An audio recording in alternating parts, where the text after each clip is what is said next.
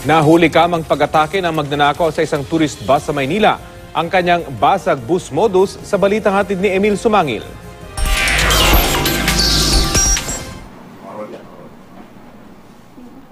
Sinipat muna ng suspect kung may tao sa loob ng nakaparadang tourist bus sa Malate, Maynila. At nang makitang wala, sinubok niyang buksan ang pintuan pero hindi ito umubra. Umikot siya sa driver's side at ang bintana naman ang sinubok na buksan, hindi pa rin ito umubra.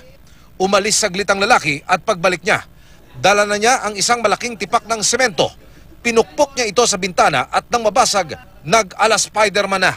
Inilusot ang buong katawan sa butas, saka tinangay ang sling bag na nakita niya sa dashboard ng bus.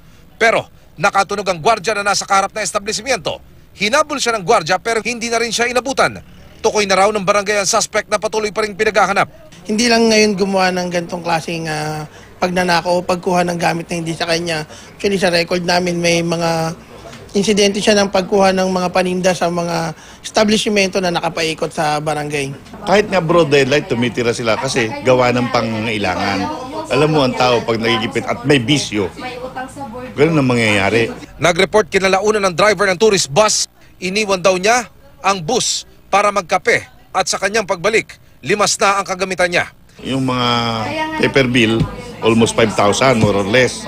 Tapos may mga coins pa raw yun ang hindi nabilang. Malaking bagay ho sa bus driver to. Siyempre, may malaking kita yun. Maghapon na siguro niya kita yun.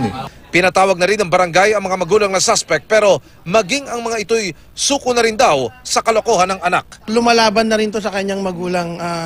Actually halos kasing taas niya lang yung ama niya. Sa isang pagkakataon na sinaway siya, pinagtangkaan niya pa itong paluin ng bato. Emil Sumangil, GMA News.